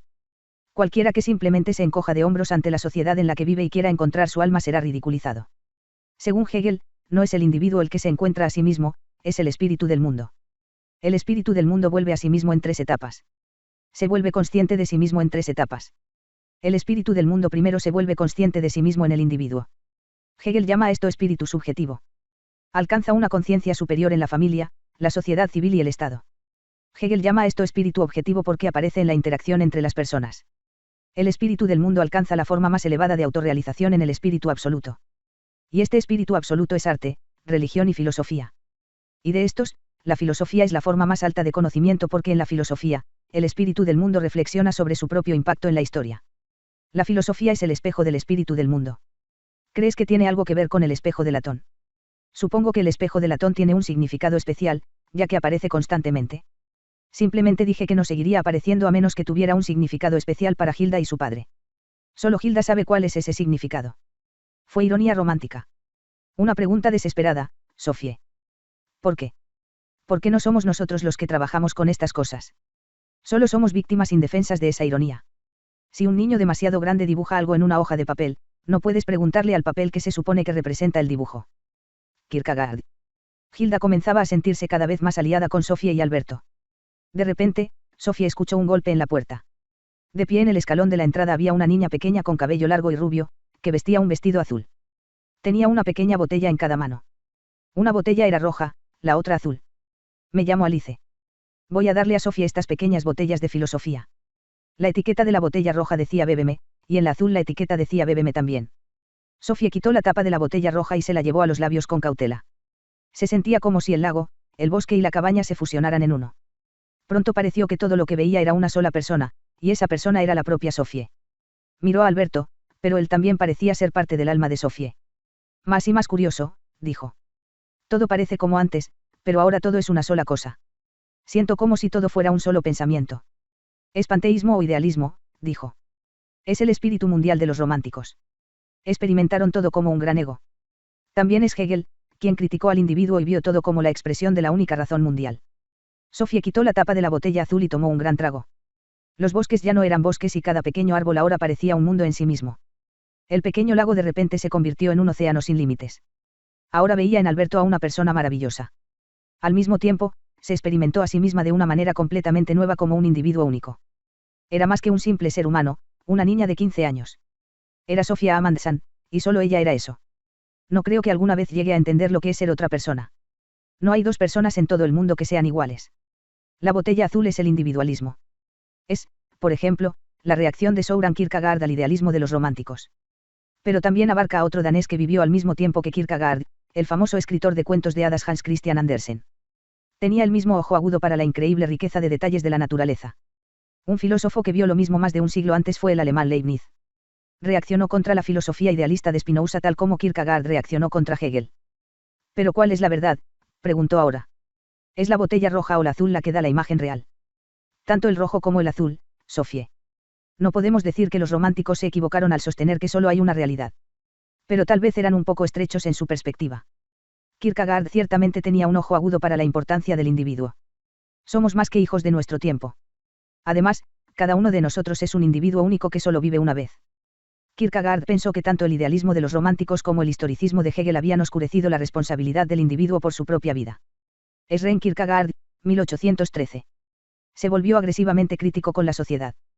Toda Europa está en camino a la bancarrota, dijo.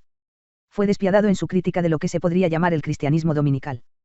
Para Kierkegaard, el cristianismo era a la vez tan abrumador y tan irracional que tenía que ser un esto o lo otro.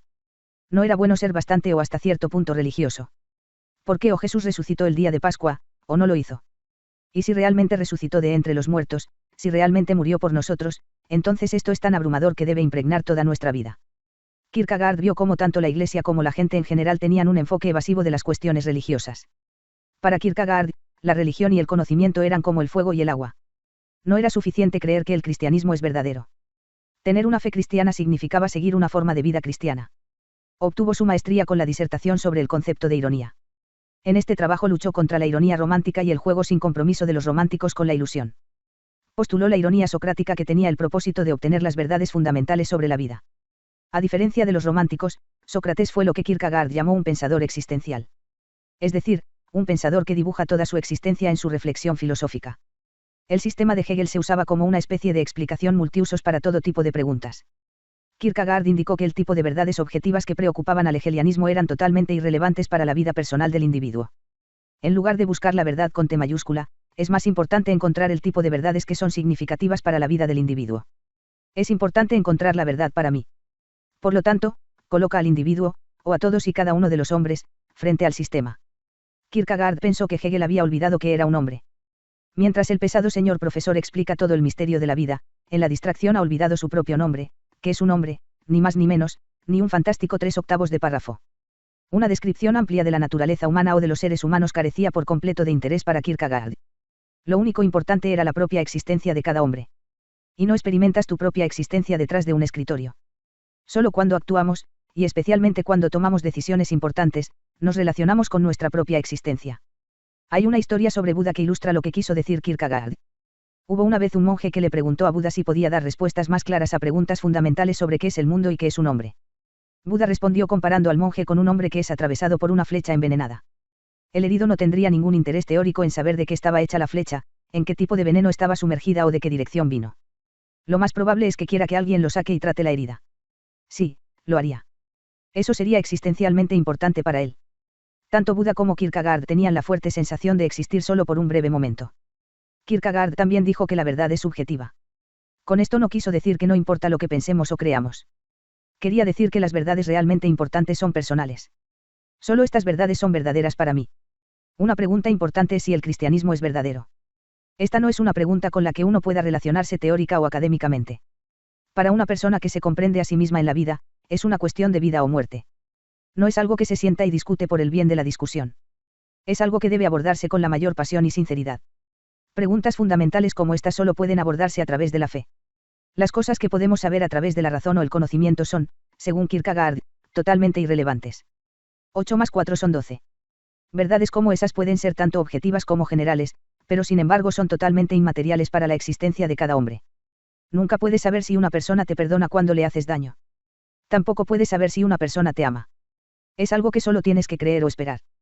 Pero estas cosas son más importantes para ti que el hecho de que la suma de los ángulos de un triángulo es 180 grados. La fe es el factor más importante en las cuestiones religiosas. Kierkegaard escribió, si soy capaz de captar a Dios objetivamente, no creo, pero precisamente porque no puedo hacer esto, debo creer. Si deseo preservarme en la fe, debo esforzarme constantemente en aferrarme a la incertidumbre objetiva, para permanecer en las profundidades, a más de 70.000 brasas de agua, conservando aún mi fe. Lo que importa no es si el cristianismo es verdadero, sino si es verdadero para ti. Credo quid absurdum. Quiere decir creo porque es irracional. Si el cristianismo hubiera apelado a nuestra razón, y no a otros lados de nosotros, no sería una cuestión de fe. Así que hemos visto lo que Kierkegaard entendía por existencial, lo que entendía por verdad subjetiva y cuál era su concepto de fe también encarnaban una mordaz crítica social. El individuo en la sociedad urbana moderna se había convertido en el público, dijo, y la característica predominante de la multitud, o las masas, era toda su charla evasiva. Hoy probablemente usaríamos la palabra conformidad, es entonces cuando todo el mundo piensa y cree en las mismas cosas sin tener ningún sentimiento más profundo al respecto. La multitud es la falsedad, o la verdad siempre está en minoría y que la mayoría de la gente tenía un enfoque superficial de la vida. Kierkegaard creía que había 3 formas de vida diferentes. Él mismo usó el término etapas. Él los llama etapa estética, etapa ética y etapa religiosa. Usó el término etapa para enfatizar que uno puede vivir en una de las 2 etapas inferiores y luego saltar repentinamente a una etapa superior. Muchas personas viven en la misma etapa toda su vida. Quien vive en la etapa estética vive el momento y aprovecha cada oportunidad de disfrute. Esta persona vive totalmente en el mundo de los sentidos y es esclava de sus propios deseos y estados de ánimo. Todo lo que es aburrido es malo. El romántico típico es así también el esteta típico, ya que hay más en él que el puro disfrute sensorial. Una persona que tiene un enfoque reflexivo de la realidad, en realidad, de su arte o de la filosofía a la que se dedica, vive en la etapa estética. Incluso es posible tener una actitud estética o reflexiva hacia el dolor y el sufrimiento. En cuyo caso la vanidad se ha hecho cargo. Una persona que vive en la etapa estética puede experimentar fácilmente angustia, o una sensación de pavor y una sensación de vacío. Si esto sucede, también hay esperanza. Según Kierkegaard, la angustia es casi positiva. Es una expresión del hecho de que el individuo está en una situación existencial y ahora puede elegir dar el gran salto a una etapa superior. Pero sucede o no sucede. No ayuda a estar a punto de dar el salto si no lo haces por completo. Es una cuestión de o esto o lo otro. Pero nadie puede hacerlo por ti. Es tu propia elección. La opinión de Sócrates de que toda verdadera percepción proviene del interior. Y entonces tal vez comenzarás a vivir en la etapa ética. Este se caracteriza por la seriedad y consistencia de las elecciones morales. Kierkegaard, como Kant, llamó la atención ante todo sobre el temperamento humano. Lo importante no es lo que puedas pensar que es precisamente correcto o incorrecto. Lo que importa es que elijas tener una opinión sobre lo que está bien o mal. La única preocupación del esteta es si algo es divertido o aburrido. Kierkegaard nunca afirmó que la etapa ética fuera satisfactoria. Incluso una persona obediente eventualmente se cansará de ser siempre dedicada y meticulosa. Mucha gente experimenta ese tipo de reacción de fatiga tarde en la vida. Algunos recaen en la vida reflexiva de su etapa estética. Pero otros dan un nuevo salto al escenario religioso. Dan el salto al abismo de las 70.000 brasas de la fe. Prefieren la fe al placer estético y al deber de la razón. Y aunque puede ser terrible saltar a los brazos abiertos del Dios vivo, como dijo Kierkegaard, es el único camino hacia la redención. Pero también llegó a ser importante para los pensadores no cristianos. El existencialismo, inspirado por el filósofo danés, floreció ampliamente en el siglo XX. Marx. Cuando empezó a leer este sábado, todavía era el 15º cumpleaños de Sofie. El día anterior había sido el cumpleaños de Hilda. Solo quedaría una felicitación de cumpleaños más. Fue cuando Alberto y Sofie le habían cantado feliz cumpleaños. Muy vergonzoso, pensó Hilda. Y ahora Sofie había invitado a la gente a una fiesta filosófica en el jardín el mismo día en que su padre debía regresar del Líbano. Pero una cosa era segura, antes de que su padre llegara a casa con Bierkli, se asustaría. Eso era lo mínimo que podía hacer por Sofie y Alberto. Hilda corrió escaleras abajo hacia el teléfono. Encontró el número de Aniole en Copenhague y los llamó.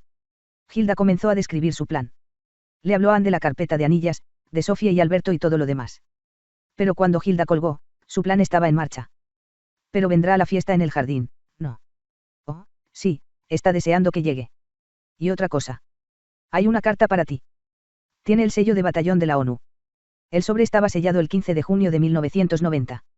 Lo abrió y sacó una notita: ¿qué importa nuestro interminable trabajo creativo, cuando de un tirón el olvido acaba con la bobina? Se pusieron a planear la fiesta filosófica en el jardín. El 21 de junio, Alberto vuelve a llamar a Sofie. Creo que he encontrado una excelente salida. Pero no puedo decir una palabra sobre el plan antes de que se ponga en marcha. Las cosas más importantes deben suceder cuando no estamos hablando. Estamos viviendo nuestras vidas en una realidad ficticia detrás de las palabras de una larga historia. El comandante escribe cada letra en una vieja máquina de escribir portátil. Por lo tanto, nada de lo que está impreso puede escapar a su atención. También hay algo entre líneas. Justo ahí es donde estoy tratando de ser engañoso, con cada artimaña astuta que conozco. ¿Puedes venir ahora mismo? Sophie vio un amplio escritorio en medio de los brezos. Un anciano estaba sentado en él. Sofía le preguntó su nombre.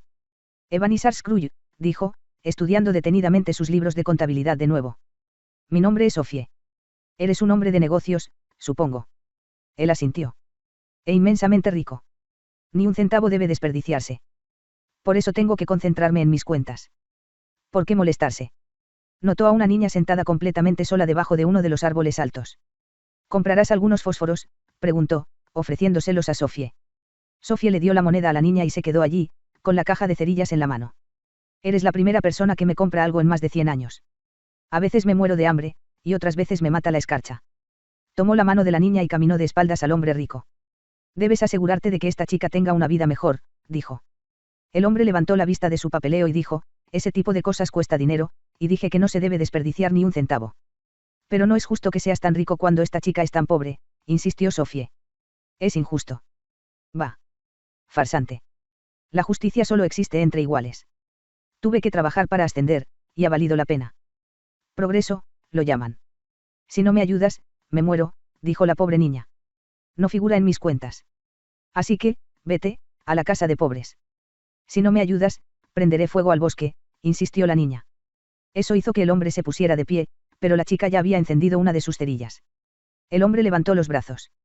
Dios ayúdame. Él gritó. El gallo rojo ha cantado. La chica lo miró con una sonrisa juguetona. No sabías que yo era comunista, ¿verdad? Al minuto siguiente, la chica, el hombre de negocios y el escritorio habían desaparecido. Le tomó un tiempo apagar el fuego pisoteándolo. Le contó a Alberto lo que había pasado. Scrooge era el capitalista avaro en Cuento de Navidad, de Charles Dickens. Probablemente recuerdes a la pequeña cerillera del cuento de Hans Christian Andersen. Es muy apropiado que hayas presenciado un ejemplo de las tremendas luchas de clases de mediados del siglo XIX. Alberto comenzó a hablar. Cuando Kierkegaard fue a Berlín en 1841, podría haberse sentado al lado de Karl Marx en las conferencias de Schelling. Kierkegaard había escrito una tesis de maestría en arte sobre Sócrates. Aproximadamente al mismo tiempo, Marx había escrito una tesis doctoral sobre Demócrito y Epicuro, en otras palabras, sobre el materialismo de la antigüedad. Kierkegaard se volvió existencialista y Marx se volvió materialista. Marx se convirtió en lo que se conoce como materialista histórico. Kierkegaard y Marx tomaron la filosofía de Hegel como punto de partida. Ambos fueron influenciados por el modo de pensar de Hegel, pero ambos rechazaron su espíritu mundial o su idealismo. La era de los grandes sistemas filosóficos terminó con Hegel. Después de él, la filosofía tomó una nueva dirección. En lugar de grandes sistemas especulativos, teníamos lo que llamamos una filosofía existencial o una filosofía de la acción. Marx, los filósofos solo han interpretado el mundo de varias maneras, el punto es cambiarlo. Estas palabras marcan un punto de inflexión significativo en la historia de la filosofía. El pensamiento de Marx tenía un objetivo práctico, o político. No solo fue un filósofo, fue historiador, sociólogo y economista. Se dice de Marx que solo se convirtió en marxista a mediados de la década de 1840, pero incluso después de eso, a veces sintió la necesidad de afirmar que no era marxista. Jesús era cristiano. Eso también, por supuesto, es discutible. Friedrich Engels contribuyó a lo que posteriormente se conoció como marxismo. En nuestro propio siglo, Lenin, Stalin, Mao y muchos otros también hicieron su contribución al marxismo o al marxismo-leninismo. Marx pensaba que eran los factores materiales de la sociedad los que determinaban nuestra forma de pensar. Ciertamente, factores materiales de esa naturaleza han sido decisivos para el desarrollo histórico. Hegel había señalado que el desarrollo histórico está impulsado por la tensión entre los opuestos, que luego se resuelve mediante un cambio repentino. Marx desarrolló aún más esta idea. Pero según Marx, Hegel estaba parado de cabeza. Hegel llamó a la fuerza que impulsa la historia espíritu mundial o razón mundial. Esto, afirmó Marx, está al revés. Quería mostrar que los cambios materiales son los que afectan la historia. Las relaciones espirituales no generan cambios materiales, es al revés. El cambio material crea nuevas relaciones espirituales. Marx enfatizó particularmente que fueron las fuerzas económicas de la sociedad las que crearon el cambio y, por lo tanto, impulsaron la historia. La filosofía y la ciencia de la antigüedad tenían un propósito puramente teórico. Nadie estaba particularmente interesado en poner en práctica los nuevos descubrimientos. Por la forma en que se organizaba la vida económica de la comunidad.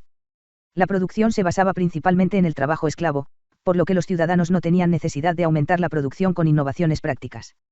Este es un ejemplo de cómo las relaciones materiales ayudan a afectar la reflexión filosófica en la sociedad. Marx llamó a estas relaciones materiales, económicas y sociales la base de la sociedad. La forma en que piensa una sociedad, qué tipo de instituciones políticas existen, qué leyes tiene y, no menos importante, qué hay de religión, moral, arte, filosofía y ciencia, Marx lo llamó la superestructura de la sociedad. Marx creía que las relaciones materiales sostienen, por así decirlo, todo en cuanto a pensamientos e ideas en la sociedad. La superestructura de la sociedad es, de hecho, un reflejo de las bases de esa sociedad. Es el efecto interactivo de la base de la sociedad sobre su superestructura. Si Marx hubiera rechazado esta interacción, habría sido un materialista mecánico. Pero como Marx se dio cuenta de que había una relación interactiva o dialéctica entre las bases y la superestructura, decimos que es un materialista dialéctico. Identificaremos 3 niveles en las bases de la sociedad. El nivel más básico es lo que podemos llamar las condiciones de producción de la sociedad. En otras palabras, las condiciones o recursos naturales que están disponibles para la sociedad. Estos son los cimientos de cualquier sociedad, y este cimiento determina claramente el tipo de producción en la sociedad, y por la misma razón, la naturaleza de esa sociedad y su cultura en general. Y la forma de pensar de la gente en una cultura nómada es muy diferente a la forma en que piensan en un pueblo de pescadores en el norte de Noruega. El siguiente nivel son los medios de producción de la sociedad. Con esto Marx se refería a los diversos tipos de equipos, herramientas y maquinaria, así como a las materias primas que se encuentran allí. El siguiente nivel en la base de la sociedad, a saber, aquellos que poseen los medios de producción. La división del trabajo, o la distribución del trabajo y la propiedad, era lo que Marx llamaba las relaciones de producción de la sociedad. Podemos concluir que es el modo de producción de una sociedad el que determina qué condiciones políticas e ideológicas se dan en ella.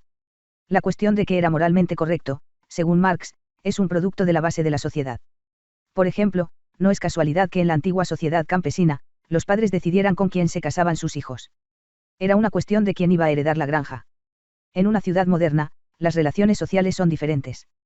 Hoy en día puedes conocer a tu futuro cónyuge en una fiesta o en una discoteca, y si estás lo suficientemente enamorado, encontrarás un lugar para vivir. Marx enfatizó además que es principalmente la clase dominante de la sociedad la que establece las normas sobre lo que está bien o mal. Porque la historia de todas las sociedades existentes hasta ahora es la historia de las luchas de clases. En otras palabras, la historia es principalmente una cuestión de quién será el propietario de los medios de producción. Marx entendió que las condiciones en la superestructura de la sociedad podrían tener un efecto interactivo en la base de la sociedad, pero negó que la superestructura de la sociedad tuviera una historia independiente propia. Lo que ha impulsado el desarrollo histórico de la sociedad esclavista de la antigüedad a la sociedad industrial de hoy ha estado determinado principalmente por cambios en la base de la sociedad. Marx creía que en todas las fases de la historia ha habido un conflicto entre dos clases dominantes de la sociedad. En la sociedad esclavista de la antigüedad, el conflicto era entre ciudadano libre y esclavo.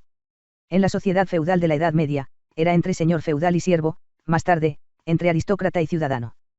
Pero en la época de Marx, en lo que él llamó una sociedad burguesa o capitalista, el conflicto era ante todo entre los capitalistas y los trabajadores, o el proletariado. De modo que el conflicto se planteó entre los que poseen los medios de producción y los que no. Y dado que las clases altas no renuncian voluntariamente a su poder, el cambio solo puede ocurrir a través de la revolución. ¿Qué pasa con una sociedad comunista? Marx estaba especialmente interesado en la transición de una sociedad capitalista a una comunista. También realizó un análisis detallado del modo de producción capitalista. La visión de Marx del trabajo del hombre. Antes de convertirse en comunista, el joven Marx estaba preocupado por lo que le sucede al hombre cuando trabaja. Esto era algo que Hegel también había analizado.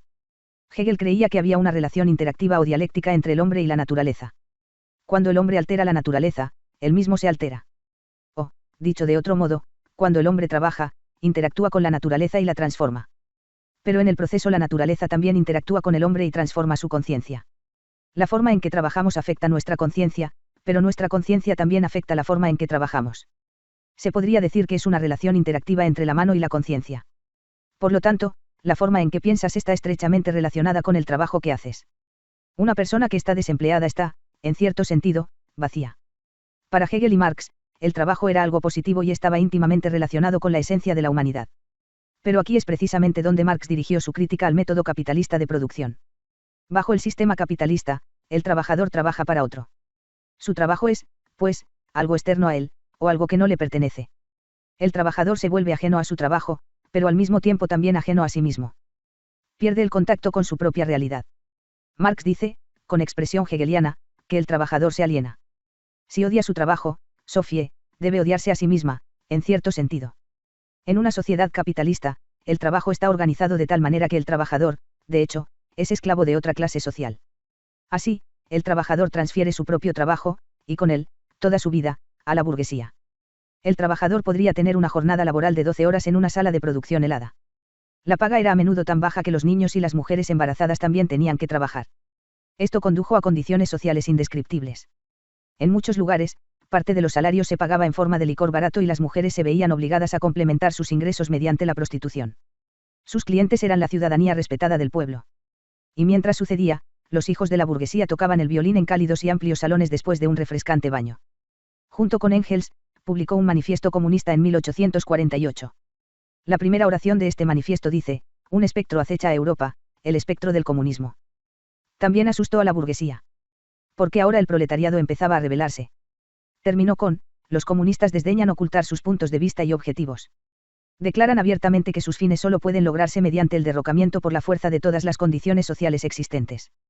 Que las clases dominantes tiemblen ante una revolución comunista. Los proletarios no tienen nada que perder excepto sus cadenas. Tienen un mundo que ganar. Trabajadores de todos los países, uníos. Pero muchas personas aún viven en condiciones inhumanas mientras continúan produciendo mercancías que enriquecen cada vez más a los capitalistas. Marx llamó a esto explotación.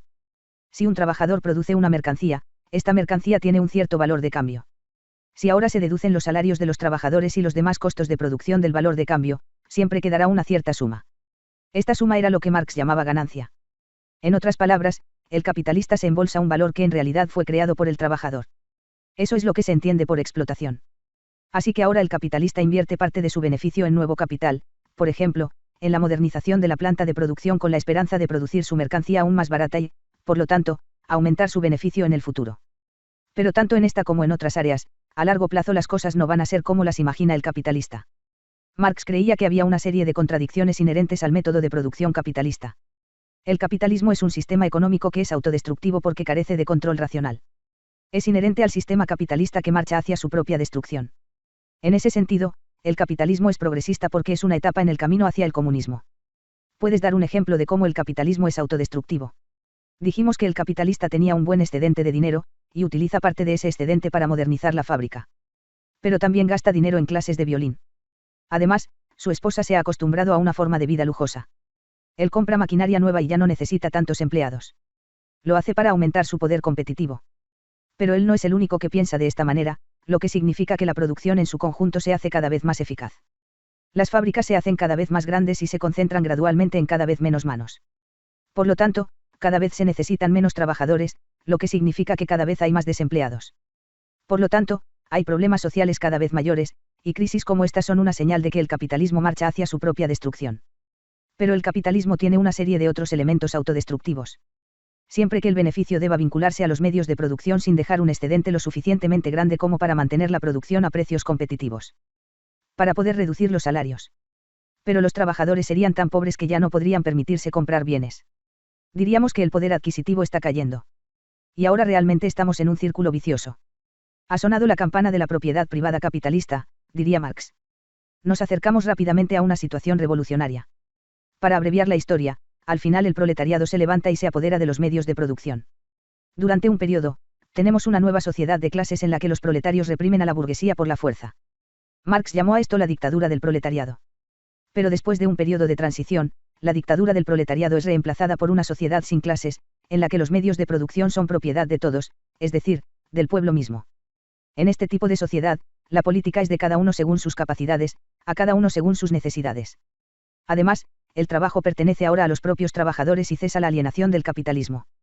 Pero, los economistas de hoy pueden establecer que Marx se equivocó en una serie de cuestiones vitales, entre ellas su análisis de las crisis del capitalismo. Y no prestó suficiente atención al saqueo del medio natural, cuyas graves consecuencias estamos viviendo hoy.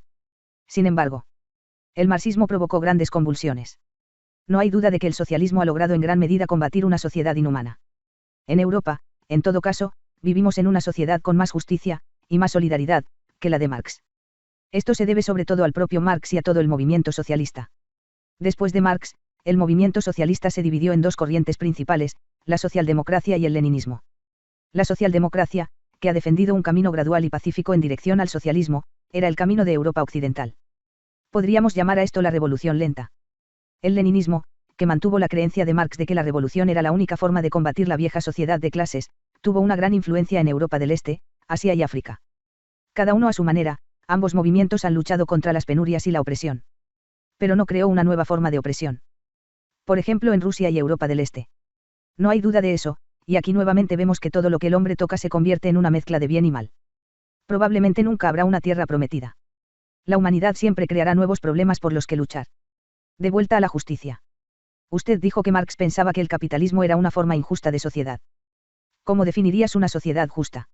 John Rawls, imagina que fueras miembro de un consejo distinguido cuya tarea era hacer todas las leyes para una sociedad futura. Están obligados a considerar absolutamente todos los detalles, porque en cuanto lleguen a un acuerdo, y todos hayan firmado las leyes, todos caerán muertos. Pero inmediatamente volverán a la vida en la sociedad para la que han legislado. El punto es que no tienen idea de qué posición tendrán en la sociedad.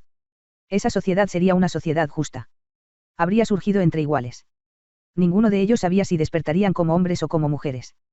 Dado que las probabilidades son del 50%, la sociedad sería tan atractiva para las mujeres como para los hombres.